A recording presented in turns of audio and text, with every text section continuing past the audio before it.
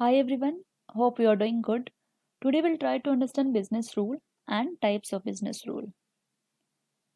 Okay, so let's get started. So what is business rule? So first I want to let you know one thing. We have two kind of scripting in ServiceNow. One is server-side scripting and another one is client-side scripting. So server-side scripting which runs on server. So if you need to perform any action on database, we have to use server-side scripting. And client side scripting is something which runs on browser level. If we have to perform any action on the form, in that case we can use client side scripting. So we have like business rule, script include, UI action. These are the server side scripting in ServiceNow. And we have client side scripting like UI policy, client script, etc. So we'll try to learn in our further videos. Now concentrate on business rule. Okay, so let's try to understand what is business rule. Business rule is especially server-side scripting that runs when record is displayed, inserted, updated, deleted, or when table is queried. So try to navigate to our personal instance, and here we can try to see the business rule form. So you can go to the business rule under navigator, system definition. So you are able to see here business rule. You have to click on new. So here you are able to see the business rule form. From here you could able to create business rule. Okay, so this form is not loaded properly.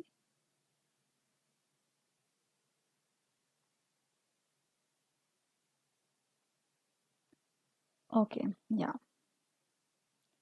So now you could see the form. Here you have to provide the business rule name. So name is something which we can refer and we would be able to understand for what purpose we have created this business rule.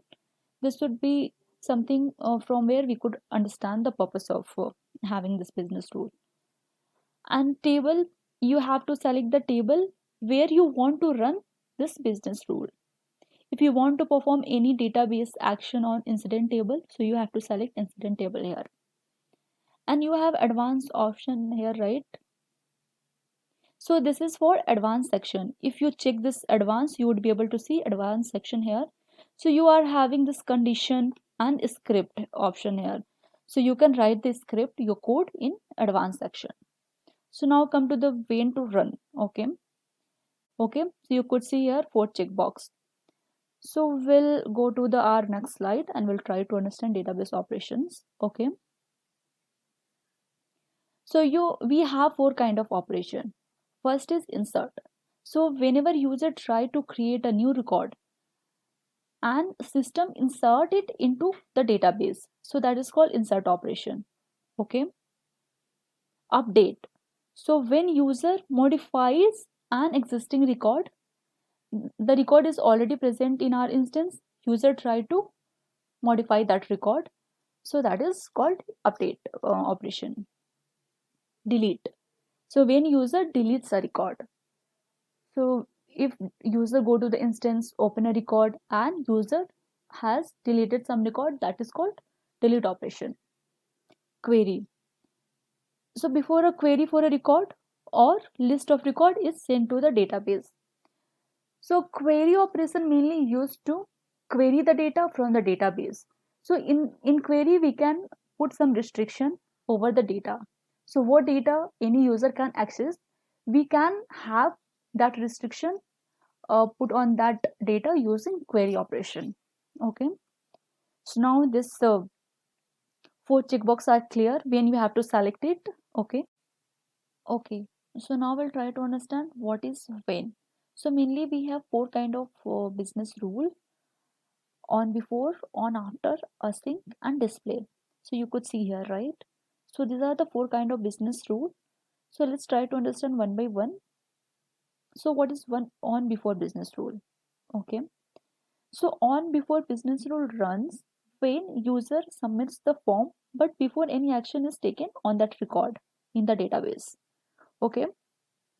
So whenever we need any action has to be performed when user has submitted the form but no action was taken on that record. So in that scenario, we can use on before business rule. Okay, so you can select here on before, and you can select the operation according to the requirement, and you can write the business rule. So let's understand on after business rule. So when on after business rule runs, when user submits the form and after any action is taken on that record, like user has submitted the form and some action is taken on the record in the database, then our on after business rule runs. So if we need to trigger any operation or we need to perform anything after user submitted the form and some action is taken on that, in that scenario we can use on after business rule. Okay, let's understand async business rule. So async business rule also runs when user submits the form and after some action is taken on that record. But the main difference is between async and after. In async business rule, the system creates a scheduled job from the business rule itself. And as per the scheduler, a scheduled job will be executed and our script will be running in the background. So it will not halt user to perform further action. It will provide control to user immediately. Okay. So we'll try to understand each and every business rule in deep and in elaborative way. So now I'm just giving you brief so you would have understanding about the business rule, and we'll try to understand one by one in a deep, and we'll prefer the personal instance and we'll try to perform some use case also regarding each of business rule. Okay. Yeah, so now you are able to understand the difference between four types of business rule. When can we use before, after, sync, and display. Okay, so display. We missed it. Okay, so let's talk about display business rule. So when a business or display business rule runs, so before the form is presented to user, just before that, I mean data is read from the database and now the data has to be presented to the user. Before that, our display business rule runs. Okay. So if we need any data from the server side on the form, we can use display business rule. So we'll discuss about in deep.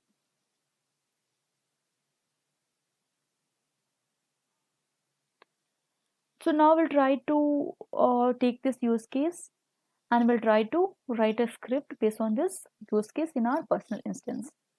So we don't allow user to close the incident without an attachment in incident record. So user could not able to submit close the incident without having an attachment. Okay. So let's go out to our personal instance and we'll try to write a code. Okay. So now for this scenario, we have to see incident is already created. Now we have to close the incident. So whenever user is trying to close the incident, it should not allow him to submit or close this incident without having an attachment. Okay. So I'm just giving name check for attachment in incident, or it's not required also because we are selecting incident table here, right? Because we have to trigger this business rule or incident table. So I'm just selecting incident table.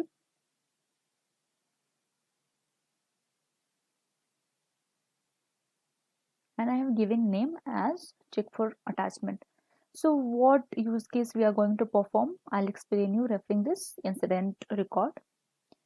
So whenever any user try to close, this is already closed. So we have to take another example. Okay.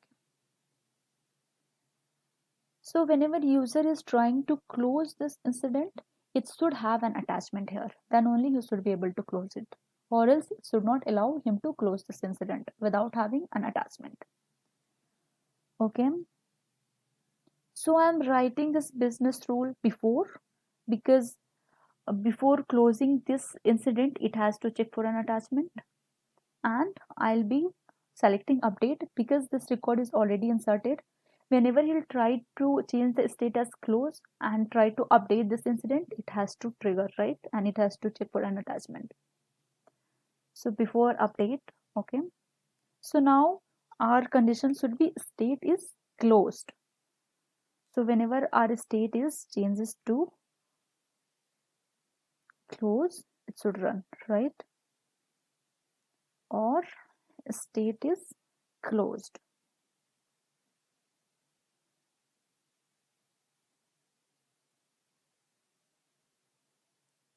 Okay. So this is action. Okay. So let's talk about action. So whenever you want to set any field value, some value by default, so you can select that item. Like I'm trying to set some default value in the configuration item. So maybe I want to select this as default. So whenever I try to create any incident, is this configuration item should get populated automatically. So you can select configuration item to this and you can save it. So whenever you will create any record on incident form, the configuration item will be populated this here. So in that case, you can use this action. Now it is not required, so we are not using this. So let's go to the advanced and we'll write our script. Okay. So first we are gliding to attachment table.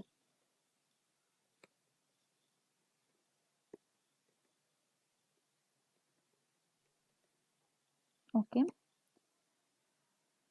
So I hope you are aware about the glide record, but still let me tell you once again. Or if like if somebody is not aware about that, it will be helpful to that person. So glide record is a API which is defined in ServiceNow. So whenever we need to do any database operation, so in that case we can use glide record. So glide record is something we can just make instance of glide record class, and we can pass the table name here, and we would be able to do the database operation into that table. Okay.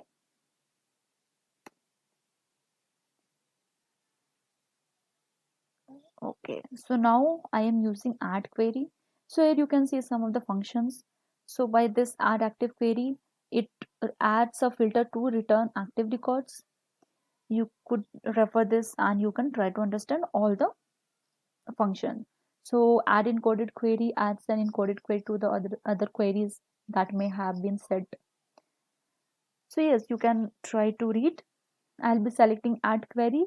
That also adds a filter to return record by specifying the field and value. And you can use as optional operator as a second parameter. So I'm using just a field and value. So it can filter that field and value. Okay. So whenever you add any attachment to the incident table, so in the attachment or any table, if you add attachment to any table, there will be one record created under this attachment table. Okay. And it will be tagged as table sys So whatever our sys it will be tagged as table sys into the attachment. So what I'm doing is I'm just putting this filter to fetch my record to check whether uh, I mean um, a user has added any attachment or not to this record. So if they'll add it, it will create one attachment. So I just wanna check that whether attachment has been added to this record or not. So I am filtering as table sys and current dot sys Okay. gr dot query to execute my code. If gr dot get row count, I'm using get row count equals to 0 because if any record will be created in attachment, our row count will be 1. If it's 0, that means a user has not added any attachment to the incident, right? So what we'll do is we'll throw an error. Okay, ts dot add error message, and I'll be throwing please add an attachment to the incident. Okay, so this error message will be thrown whenever user is trying to close this incident without an attachment. Okay, so I don't want user to close this incident without having an attachment. So for that reason I'm using current dot set about action. Okay, and I'm making it true, so user won't be able to close it without an attachment. Okay, so let's save it.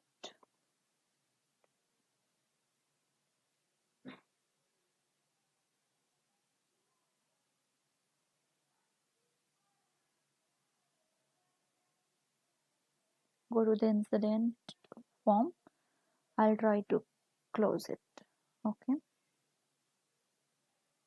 I need to fill all the mandatory fields. Done. Now update. You could see please add an attachment to the incident in valid update. So if you refresh it, you could see this has not been closed. The state is new itself. So we have to add an attachment, then only we would be able to close it. Okay, so I hope this lesson is helpful. Do let me know if any doubt in the comment section. Okay, thank you.